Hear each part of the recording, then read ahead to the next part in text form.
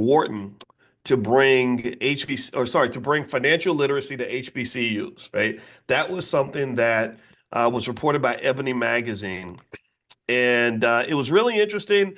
And it's on my Instagram. I talked about it today on my Instagram, and it was brought to my attention by my good friend Willie D, who happened to be a member of the Ghetto Boys. Willie D and I are good friends. He was in my wedding. That's how cool we are.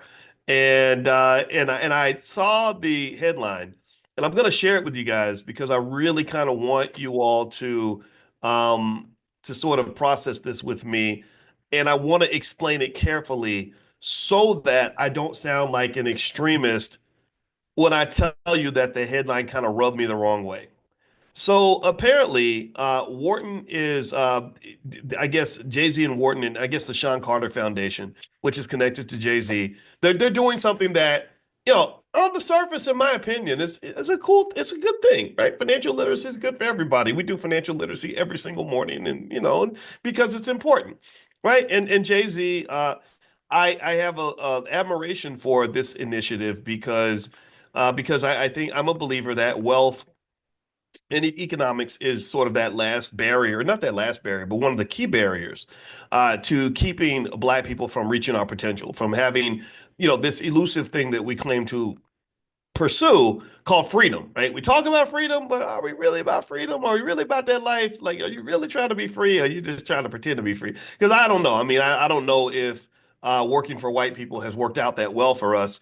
Nothing against white people. If you're white, I don't hate you. I don't hate anyone. But still, I'm not really sure if corporate slavery in the midst of American capitalism is exactly the model pathway for freedom, right? So we use the word freedom a lot.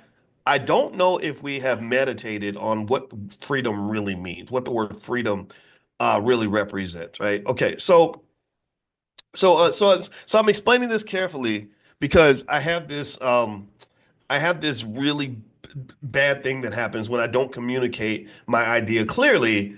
I can be accused of being a player haterologist, as the great poet Spice One might say. I don't know if you've ever heard that term before, but just somebody who just hates for a living. You just be hating everything. You're just a hater. Okay, and so let me just continue to explain my concern about some of this headline, this Jay-Z thing. So here's the deal. Here's the way I explained it. Okay, because I immediately came in, and the first question I asked when I went on Willie's page is I said, okay, so Jay-Z is partnering with Wharton to bring financial literacy to HBCUs. Give me a yes or no. Do you think that HBCUs that Black people generally need anybody like white people to tell them about financial literacy? Like, does Howard University, with all of the brilliant scholars on their campus, do you think that they're just like, we don't know how to balance a checkbook. We don't know how to make a budget. We don't know nothing about buying no stocks. We don't be knowing nothing about buying stocks, fool. What you talking about? Like, do you really think they sit around and they're like, we were trying to pay our taxes, but we don't, I can't even spell the word taxes. Like, do you think that they like really need Wharton to give them financial literacy? Like, I don't know nothing about no saving no money. Like, is that? I mean, really? That's okay. So that's the first. See, this is why people get mad at me. The truth slaps me in the face, and I have to acknowledge it. I can't ignore it. Can't ignore something that's kicking you in the damn face. So no, right? So that's what confused me about the partnership. Is I said, why in the hell are we the only people who seem to feel like we need white people to teach us everything, right? Again, nothing against white people, but it's like I don't need somebody to take me to the bathroom. I don't need somebody to feed me when I eat. Um, there is like a type of paternalism that we kind of have where, or maybe it's almost like we need permission, right? And I think that that's what it is. And I'm not trying to be too radical today because some of y'all may not get my ideas, and I don't want to scare anybody with these perspectives, but I just want you to hear it. Can you at least hear it? Can we agree that you're gonna hear it? We're not gonna like get into because I scare black people. I do. And I don't want to. I try not to. I'm like, because I'm a nice guy. If you meet me, I'll hug you. I'll be your friend. I'll take you out to eat. Um, but at the end of the day, I did not understand why HBCUs needed Wharton to give them financial literacy. I mean, there's information out there. You can get that information for your students already. I bet you that if I go down to Spelman or Morehouse or Howard or Bethune-Cookman, I bet you I could find at least several dozen people who already know everything that you need to know. Right? That's the first thing, right? And in fact, here's what I did. So of course, when I made my comment, because I'm a contrarian thinker, I do not go with the crowd. I'm not interested in that. Um, I'm not as smart as Einstein. I'm not going to claim that. Um, but Einstein also said that if you're trying to be smart, don't go along with what's popular. Don't just go along with the crowd. You have to have the courage to be different. So I made my little comment. Of course, a bunch of people reply. And so I said to them, here's what I did. I just made a simple point. And I said, I'll give anybody in this chat $20,000 right now if you can find one legitimate news outlet in history that has ever had the following headline. And what headline did I say? What did I write? I wrote, um, Eminem partners with Morehouse to bring financial literacy to Harvard. And it goes for anybody in this room. There's a few hundred of you here right now.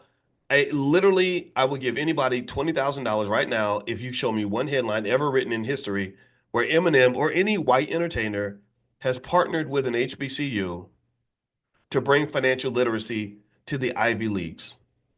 Do you think that that headline would ever exist? Do you think it will ever exist? What do y'all think?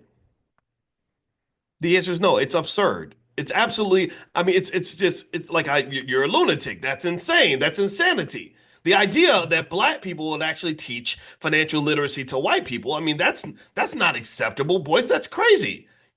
That's crazy talk, boys. Crazy talk.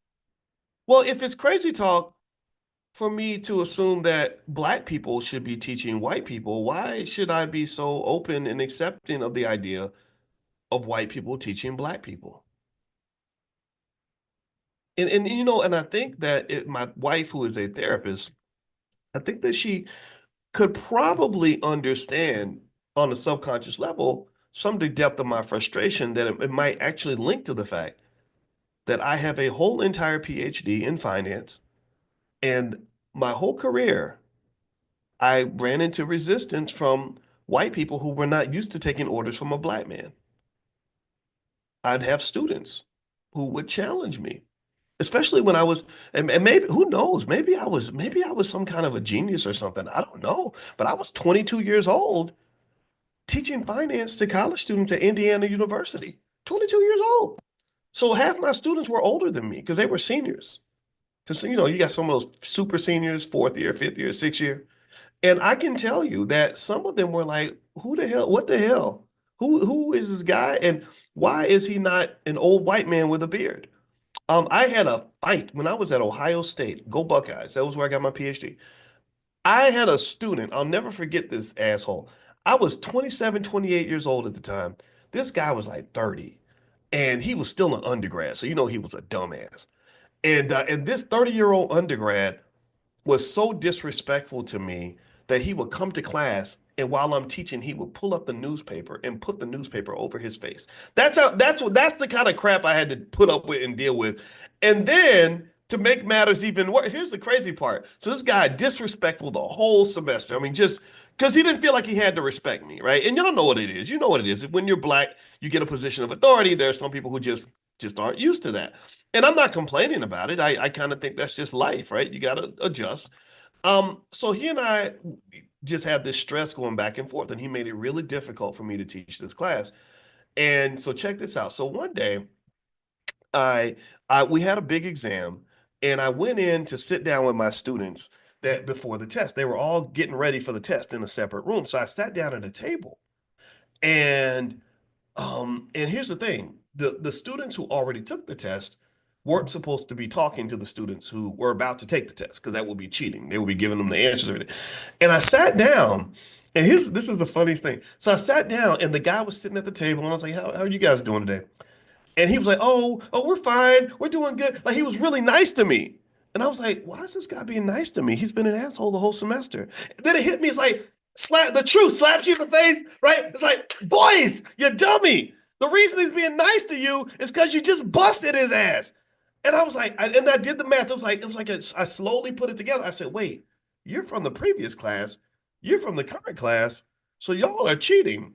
And then I just stopped talking. I said, I gotta go. And I got up, I went to the department chair in my department, and I said, I caught this jerk, this guy, and I ain't gonna lie, I was happy I caught his ass because I was like, oh, I'm getting you. So I went to the chair and I told him what happened, and I said he was cheating, it was blatant. I caught him red-handed, blah, blah, blah, blah. So the chairman, and this was what I did not know, and this is the failure of American university. So so here's what happened. So I didn't go to class, go back to class. I administer the test. I tell them like, look, dude, you might as well not even turn your test in because you're going to get a zero automatically. And so he turns his test in anyway because he needed that class to graduate. Like literally. And I was like, dude, I can't believe you were disrespectful to me like this, knowing that I get to decide if you get to graduate or not. And so he turns his test in anyway. But I went to the chair and I was like, well, he got caught cheating. The rules say that he's supposed to be, he's supposed to get a zero in the class. He's supposed to be brought up on academic misconduct charges, kick his ass out of school. Like that's how I was draconian with it, right? Do you know that the chairman still just completely overrode my decision? Like completely like he got to graduate.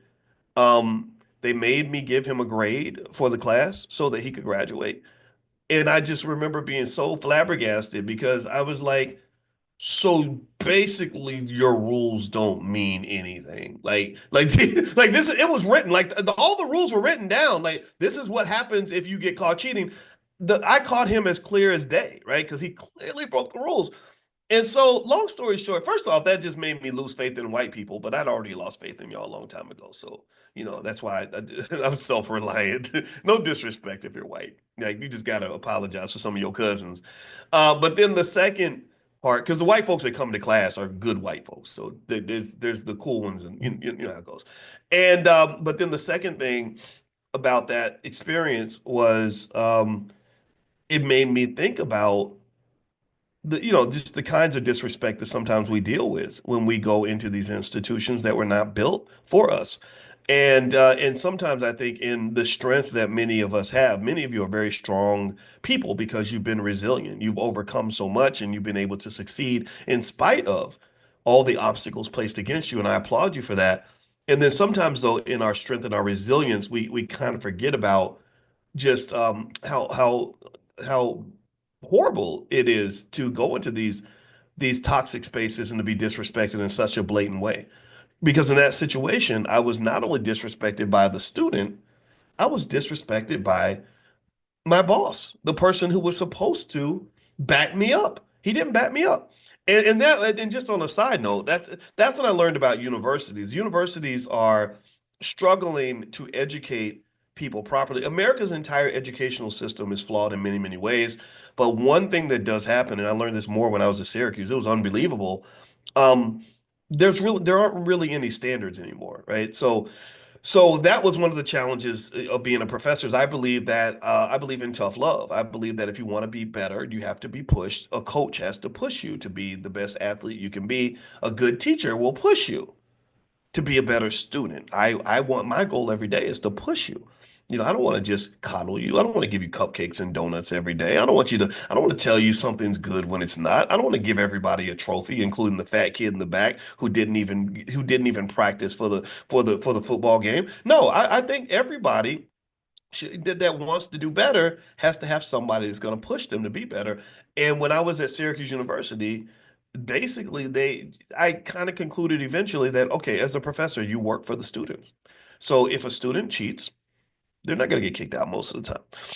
If a student it doesn't do their work, you're still going to pass them because, failing a student means you're going to deal with a whole bunch of nonsense and they're not going to support you. They're not going to back you. Well, why is that? Well, it comes back to something that we talk about every morning, which is money. Every morning we talk about money, right? And so because they need money from the students and money from their families, they're not going to put too much pressure on that, right? So ultimately that's me taking you down that rabbit hole. But let's circle back to the Jay-Z thing.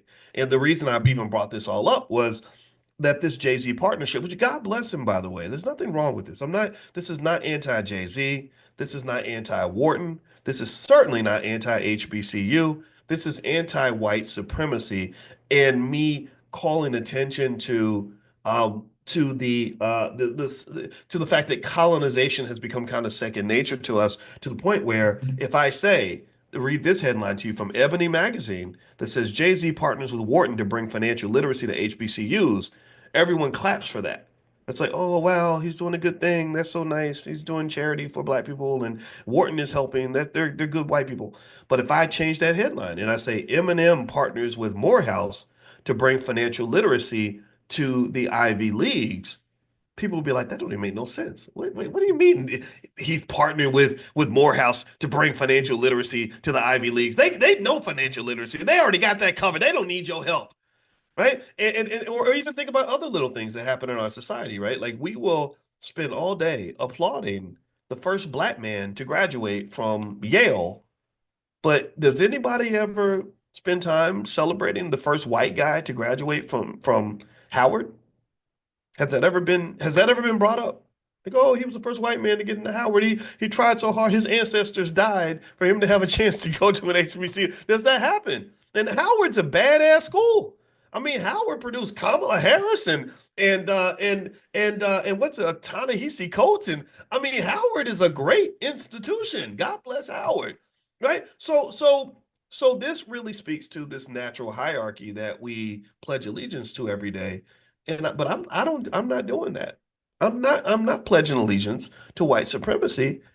So I don't this headline, Ebony, I need you to change this headline right away. I think that this headline is fundamentally problematic and disrespectful. I think that Junior Bridgman owns Ebony now. Ebony and Junior Bridgman, I admire this guy. I think he played for Louisville. I'm a Louisville. Look, I'm telling you how much I love Louisville. I got a Louisville shirt on right now, right? So Junior Bridgman, I love that guy. And I think he owns Ebony now, and God bless him for that. Hopefully they can do some good stuff with that. I think Ebony missed a lot of opportunities to be great. I think that they had many people that brought great ideas to the table, but because they chose not to evolve, they ended up getting body slammed, and hopefully they're doing better now because they have a powerful brand. But this headline's not appropriate, in my opinion, or at the very least, it should be given nuance and context. Because here's the deal. Every single morning in the Black Business School, we teach financial literacy to thousands of people for free.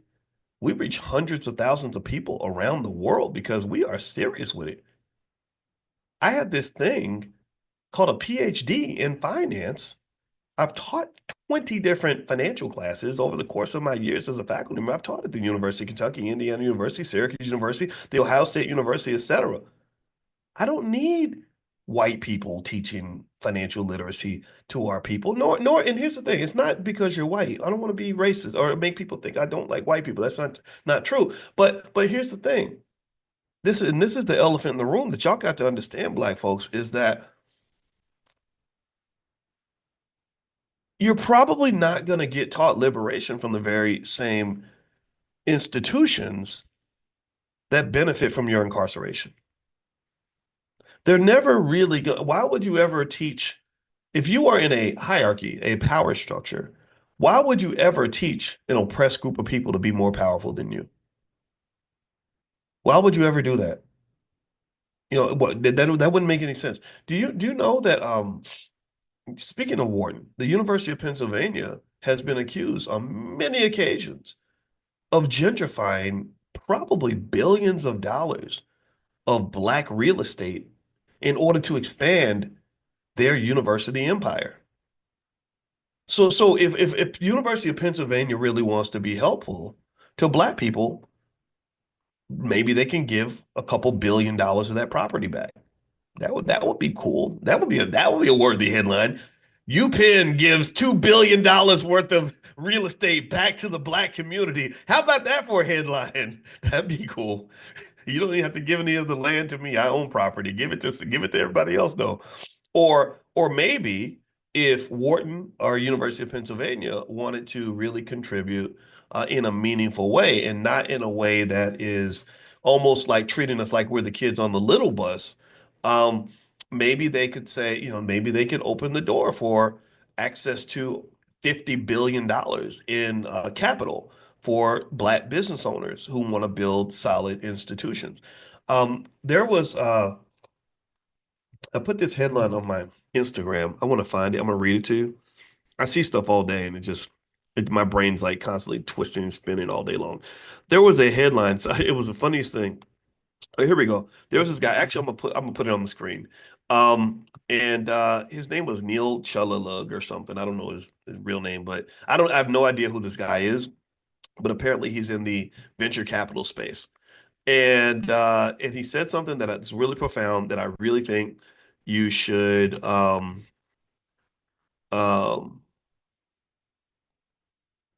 give me 1 second here.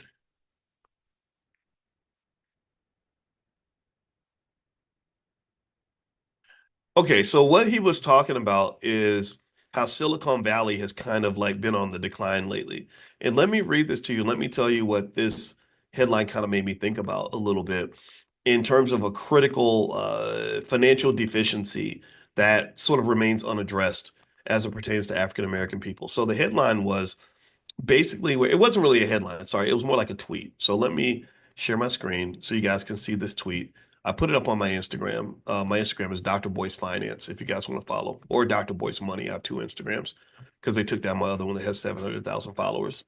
They be hating. They be hating. All right. So here is what it says. It says here, um, uh, I don't know who Neil Chudley is or whatever. I got to look him up. He says, I just met a guy who did Y Combinator in 2021. Y Combinator is a very famous incubator for businesses mostly run by non-black people that some of them end up becoming multi-billion-dollar unicorns. I think if you wanted to stimulate black wealth in the black economy, we would want a black version of a Y Combinator, right? But the challenge is that they're able to raise billions of dollars to fund these businesses.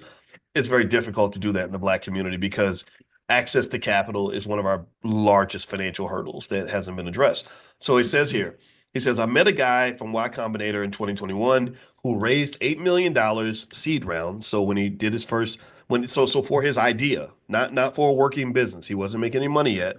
He just brought up an idea, got $8 million to fund the idea. He shipped nothing for 18 months, so no product, no customers, no revenue, no nothing. He burned 7.9 million on a San Francisco office space in a team of all in team offsites. So he was able to take 7.9 million, hire all his friends, buy expensive office space, and do all this stuff, even though he had no product, no revenue, no nothing. Just an idea, just some stuff that's in his head. I have 10 million ideas. It's very easy to come up with ideas. Most of you have billion-dollar ideas that could really use this kind of money. He pivoted to AI, raised another 12 million in the Series A, so he got another 12 million. That's a total of $20 million he's gotten for doing nothing pretty much, except coming up with an idea and laying it out in a PowerPoint. He still hasn't launched a product. He started wearing a leather jacket, just gave a talk about founder resilience, and he says SF is so effing back. Now, so he was making a joke, but there's a serious underbelly to this joke. What it speaks to is that, while we're over here, looking for employers to offer us DEI initiatives so that we can get jobs, so we can pay the rent next Tuesday, they are throwing away hundreds of billions of dollars on unproven ideas that go absolutely nowhere. I mean, and I want you to really understand this. I want you to really hear me when I tell you this.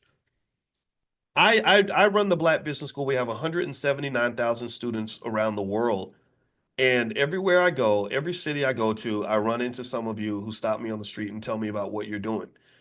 And I can tell you with complete certainty that I probably talk to at least five Black people every week that have ideas such that if those ideas were adequately funded, they could generate hundreds of millions of dollars over time. If they had the right support, the right guidance, the access to capital, it would go to the moon. In fact, I bet if I ask you a question right now, I'm gonna ask y'all a question. I want you to answer me in the chat. Give me a yes if any of you has some business or side hustle that is already making money right now, that's already working. You're already shipping products, you already got customers, and such that if someone were to loan you $20 million like they did to this invisible white boy in this tweet, and maybe he's not white, but he's not black, I'm sure. That if somebody made $20 million available to you, you can instantly go out and create hundreds, not maybe, or at least dozens of jobs for other black people. You could expand that business and make, millions of dollars every year. Look at all the yeses. I see you, Kristen and General Johnson and all of you, Aisha Verzi and Kim Logan. Look at all the yeses that are coming through here. Look at this. And I want you to just so when you talk to me about structural racism, that's where my head goes. My head does not go into a Black Lives Matter rally. I love Black Lives Matter. At least the grassroots side of it. I know that there were some questions about the other side of it. But Dr. Melina Abdullah is a very good friend of mine. She's right in the trenches, and I think that that's all important. But that's not what I think about first, because if we have wealth and we have institutions, we can handle all that. We got that, right? When you talk to me about racism, I'm not talking about some of these little symbolic initiatives. I'm not thinking about DEI and how we can get more white people to hire us.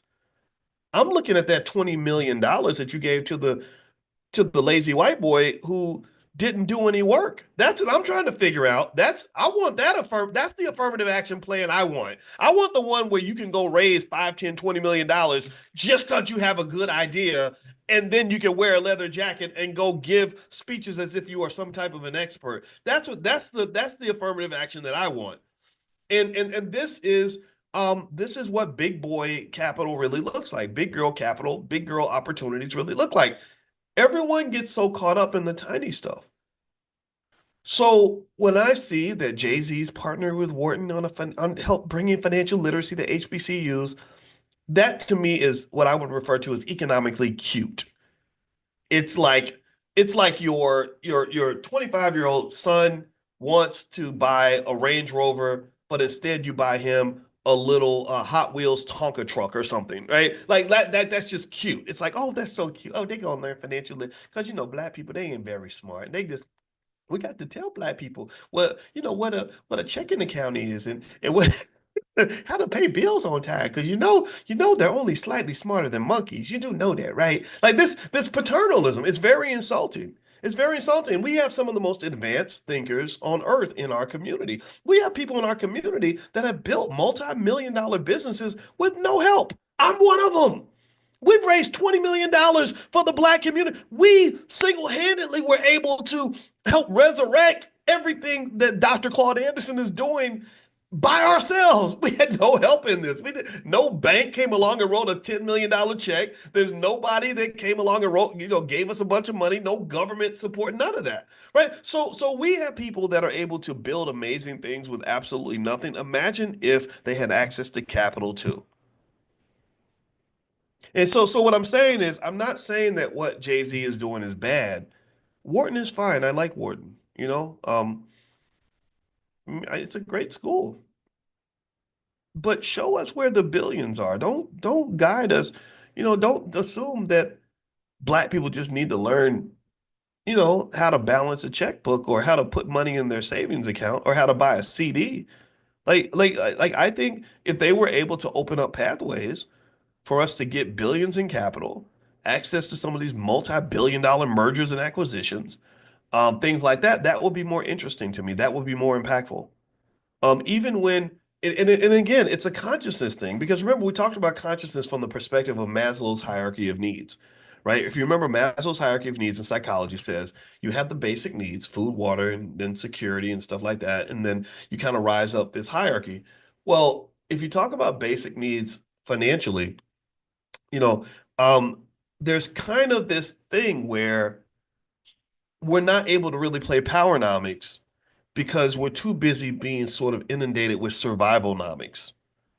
Because you're focused so much on getting to first base, Nobody's talking to you about how to hit a home run. I want our babies hitting grand slams. I want them to be smacking the ball out of the park with the bases loaded. I want them showing up like Reggie Jackson in the ninth, in the bottom of the ninth, ready to just knock this sucker out of the damn park. I don't want us celebrating basic stuff to the point where we don't even have the time to dream about something bigger. Some of us have moved past the first grade when it comes to the financial literacy stuff. And again, there's no shame in where you are, right? You should work on it wherever you are, but kind of keeping us at the little kids table is it's a mindset. That's what oppression looks like. That's what colonization looks like.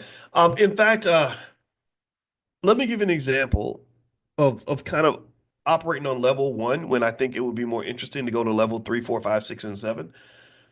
If you consider like even the great Robert Smith, who I admire immensely for what he did. If you remember, Robert Smith went to Morehouse and he gave a great speech, and he offered to pay the student loans of everybody who was there, right? Amazing. God bless him for that. Student loans, number one drainer of black wealth ever, right? But I was kind of hoping for something more than that, right?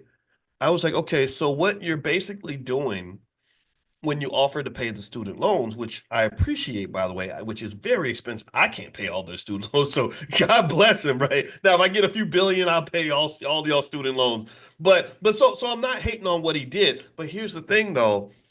Um, Student loans, first of all, it's kind of a self-inflicted wound a little bit. It's kind of like it's this trap, it's this financial trap that we're kind of trained to sort of jump right into, and then you're like, 50,000, 80,000 in the hole, and he's pulling you out of the hole. So he didn't really advance black people that much. He kind of just reduced the deficit a little bit, right? It's like you're already 10 miles behind the other runners.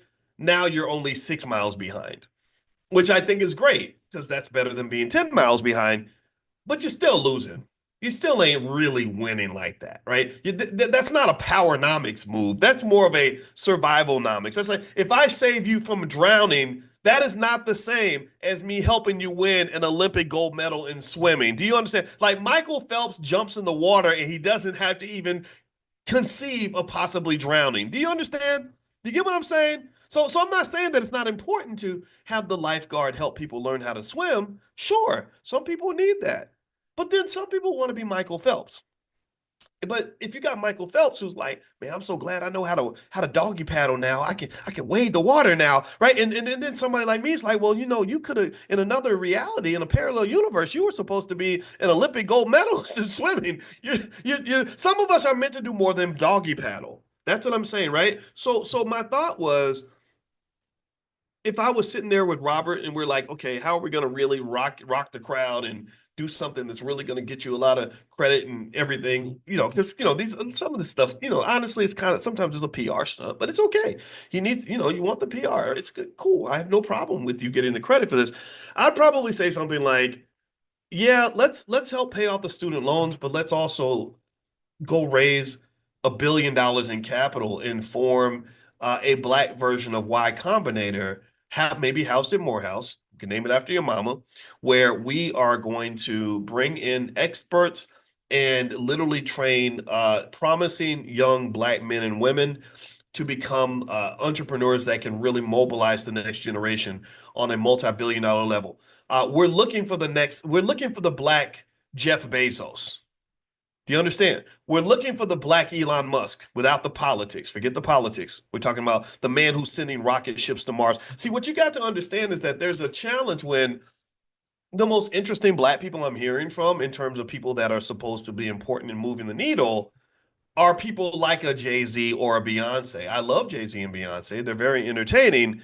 But then I go to other spaces and you know, I see for white boys, they've got people like Donald Trump and Elon Musk, who you might love these guys, you might hate them, you may not care about them. But here's what's interesting. Elon Musk doesn't know how to dribble a basketball. Donald Trump has never made a rap album in his life. Elon Musk makes his money by building rocket ships to Mars or space anyway, and launching satellites into space. He makes billions more making electric vehicles.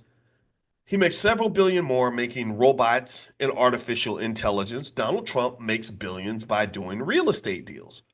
These are the leaders for the white boys. That's who, the white boys are like, yeah, I want to be like that. This is the guy I'm talking about on a daily basis. We're talking about rappers who work for pretty much kind of work for white people anyway, because we know who owns the record labels, right? So we're talking about rappers, we're talking about singers, we're talking about basketball players. Do you understand what I'm saying? Do you see the difference there? And here's the thing. When Elon Musk is out here being Elon and doing whatever he does, and Jeff Bezos is Jeff Bezos, and Mark Cuban is Mark Cubaning, right? As the owner of the Dallas Mavericks, or I guess he sold the Mavericks, but whatever. And they're discussing all these really high level political issues. They're getting involved in terms of trying to really change the world. And then I go into kind of the black spaces, like I go to Shade Room, and they have a video with Kai Cenat and Kevin Hart holding a grown man slumber party because they're so damn funny.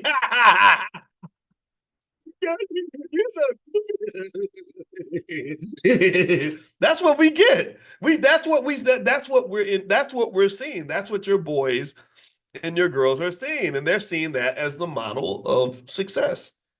The white kid is saying, "Oh, I want to make a rocket ship to Mars like Elon."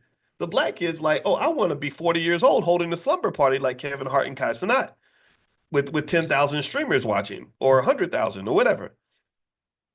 So the reality is you just kind of, well, the reality is a distorted one. It's very distorted.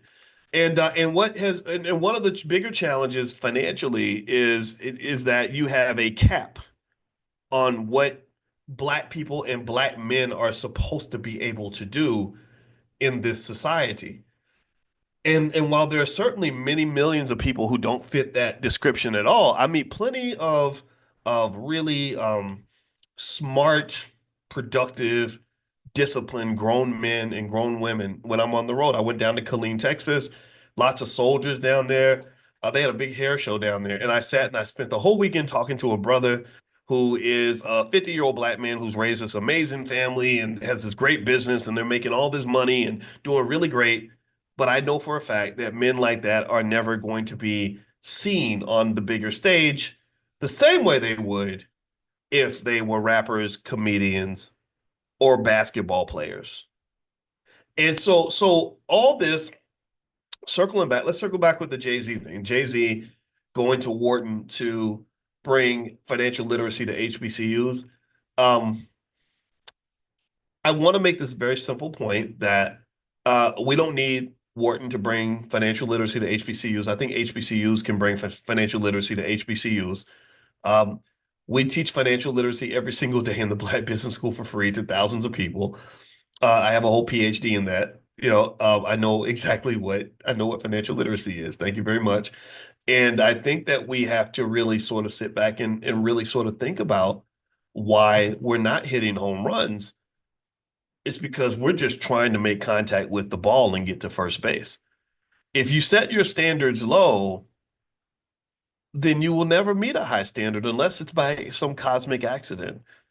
I think that it's like a lot of times I think that we only get pushed to our fullest potential when plan A doesn't work, then we go to plan B, and then we find out that we have skill sets that we didn't even know that we had. So God sometimes pulls you out of your comfort zone against your will and makes you become what he knows you can be. And I'm talking about myself. My whole life, my biggest goal and dream was so tiny, it was ridiculous. My goal was I want to graduate from college so I can prove them wrong and be an educated black man and get me a good job and make plenty of money so that I won't be a statistic. My goal as a black man was I'm not going to jail. I'm going to take care of my kids. I'm going to, get a good job. Like that was it. Like that's, I mean, you got to have a better goal than that. Your goal can't be like, well, as a black person, my goal is to not fail. My financial literacy goal is to not be broke. It's to not be in debt. It's to not ruin my life. No, no, there should be a point where you're not just trying to survive, you're actually trying to thrive. The only reason I ended up reaching more of my potential was because my plan A did not work. I found out that when you go into spaces that are controlled by white people and you talk the way I do, you're not going to be around for very long. I don't blame white people for wanting to fire me. I would want to fire me if I'm them, and I understand. Empathy is something I'm really into. Empathy is when you meditate and you really put yourself in somebody else's shoes. So when I put myself in the shoes of those who benefit from the way America's built, I look at that and I'm like, oh my God, I would have tried to get if I saw Boyce Watkins coming, I would try to get his mother to abort him so that we don't have to deal with this guy because he's gonna make things hard for us. Some of us just don't accept oppression very well. So I understand that. So the good thing was, even though it was very uncomfortable. And I kind of felt like I got called to battle. Like I wasn't always this sort of radical black man. The world made me that way. It's like Malcolm X. Malcolm X when he had all those people in his family that were killed, his father, and I think two or three of his uncles were killed by white people. That's what made Malcolm X. America made Malcolm X. America made Boyce Watkins. I didn't plan on being Boyce Watkins. I planned on being the nice black dude who had the good job at Syracuse, who was, sitting around, making maybe 150,000 a year and teaching white kids and living happily ever after. That was the plan. I didn't know about all this other stuff I would be doing.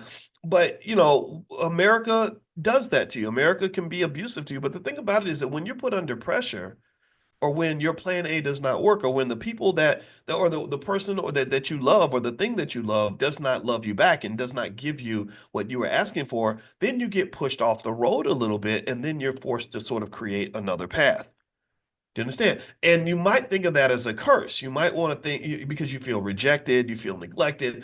There were a couple of years where I spent time thinking, gosh, I don't understand. I did everything right. I worked hard every day. I was in school studying 8, 9, 10 hours a day for years. I became the best on earth at what I did, and the world still wasn't fair to me. So there's a little time when you whine about that, but then you realize when you really listen to God, God will tell you like that wasn't the way it was supposed to be.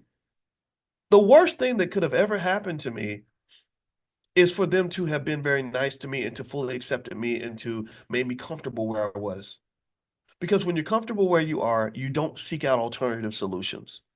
When you're comfortable where you are, you're not forced to grow.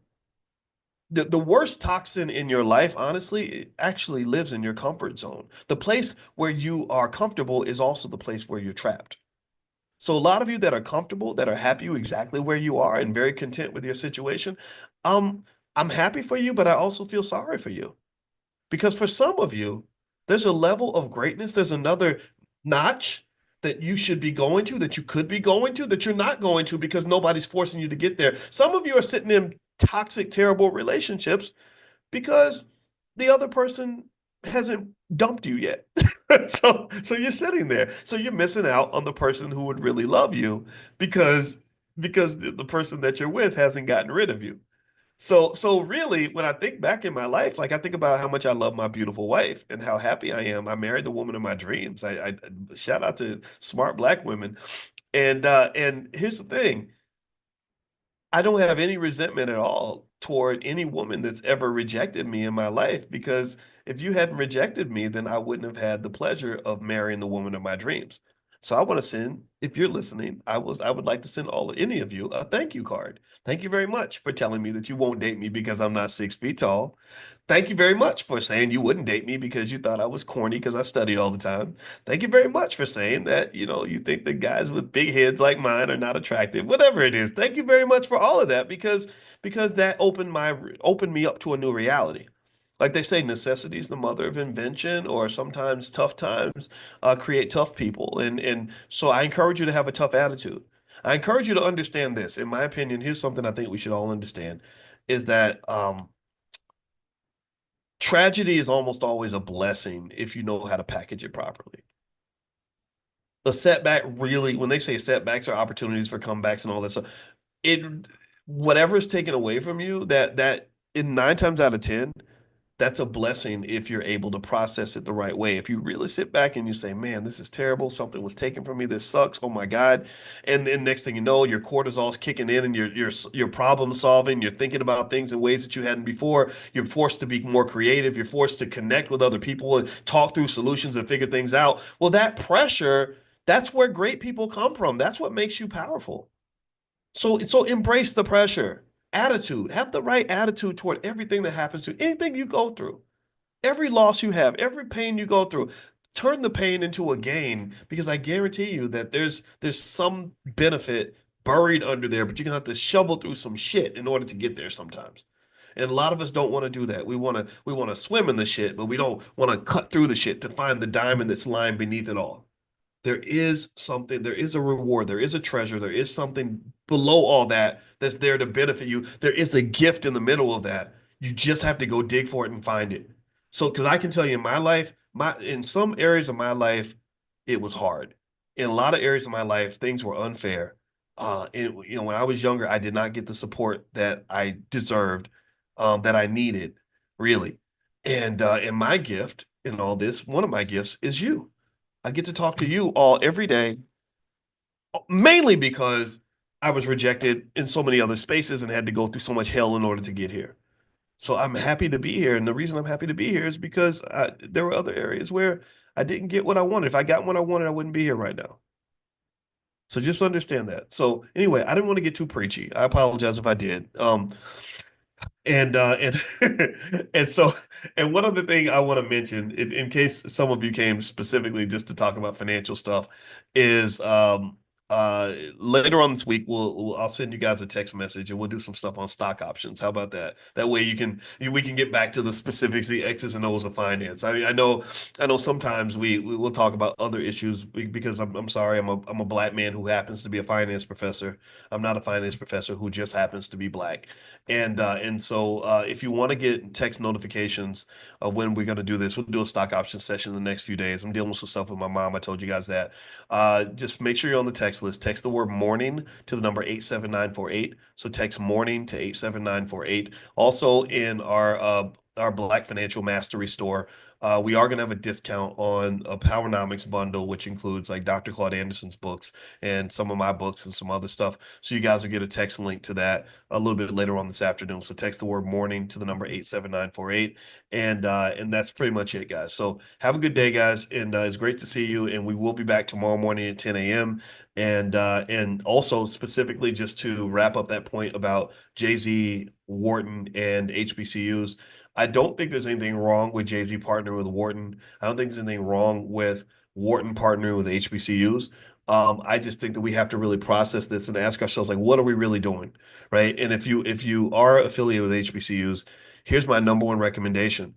We have to become a Powernomics community. We have to become a community that understands the importance of institution building, not just getting a seat at the table, but learning how to really build tables.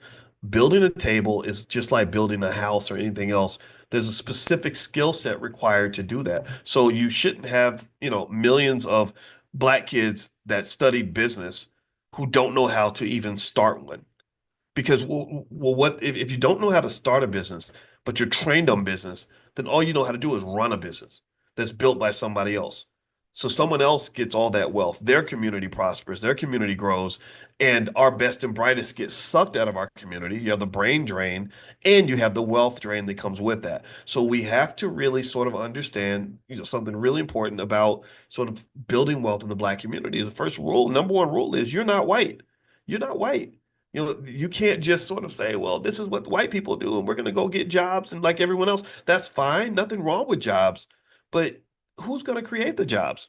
The people that have power in America are the job creators, not the people that work for the job creators. I'm not saying that you can't work for people, but you have to own something. In America, if you want to build wealth, you must own something.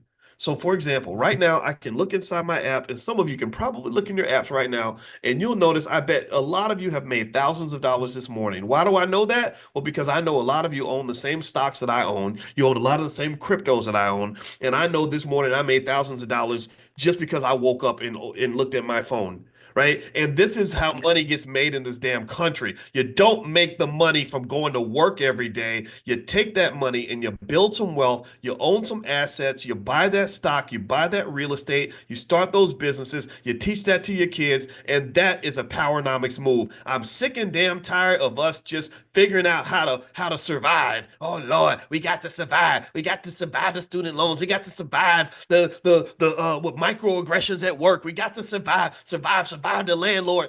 I'm tired of scratching and surviving. This ain't no damn episode of Good Times. I want us to start becoming the Jeffersons. Do you understand? I want us moving on up to the east side in the deluxe apartment in the sky, except we own the damn apartment building and people are paying rent to us. That's what I want. I don't want good times no more. Keeping your head above water, making a wave when you can, temporary layoff, good times. There's nothing good. There's no good times about temporary layoffs and easy credit rip and scratching and surviving. I don't want to do strugglenomics no more. There's no reason we should be doing strugglenomics. Stop trying to hit a single and start hitting home runs. Our kids are capable of grand slams, but you got to load the bases. You have to teach them how to swing. You have to prepare them for the battle. If you do not prepare the children will fail. So what are you doing right now, today, tomorrow, and the next day to make sure that this generation and the next is ready to play this damn game at the highest levels? Who's the black Jeff Bezos? Where's the black Elon Musk? Where's the black Bill Gates? That's what we're looking for. Shout out to John Hope Bryant. I heard John Hope Bryant mention this as well. Love John Hope Bryant, by the way. I'm going to his Hope Foundation event. I want to make sure I mention him because I like this guy. So at the end of the day, what I'm saying is that that a lot of your outcome is determined by the standard you set for yourself. Sometimes the reason that you end up at the bottom is because your standard was down there in the beginning. If you're aiming to pass the first grade, then the most you'll ever be is a second grader. I want us getting I want us at the highest levels. I want us aiming for master's degrees and PhD. I want us to be at the top of the pile. I want us to win. That's it. That's it. So set the standard high. Love yourself. Value yourself. That's how you succeed. That's how you win. That's how you do powernomics. I'm done talking, guys. Thank you guys for listening. I appreciate it. Later on today, another thing, I sent out that list of cryptos that I like. I'll text that out again one more time today in case you didn't get it. But crypto, I think crypto is big. I think that's a great place to make money in the short and long term. Every indicator tells me crypto is going up. So I'm not saying put half your wealth in crypto, but 5 to 10% would probably benefit you, in my opinion. But then again, nothing is guaranteed, and this is not investing advice. But let's see. Andrea says the link didn't work. I think the link did work because I know a few thousand of you did click it, but I'll send it out again. And also, if you have trouble with any of the links or anything, email the support team. The support for the Black Business School is support@theblackbusinessschool.com. That's support@theblackbusinessschool.com. Give me a yes if the link did work for you, if you did get the crypto link. If you didn't, or I want to make sure some of you, okay, a lot of you got it. Yeah, okay, perfect. All right, so yeah, I'll send it out again, though, just in case. Feel free to share it with anybody in your family and invite them to class, too. I think they'll get something from this. So God bless you guys. Have a wonderful day. I'll see you all soon. Take care.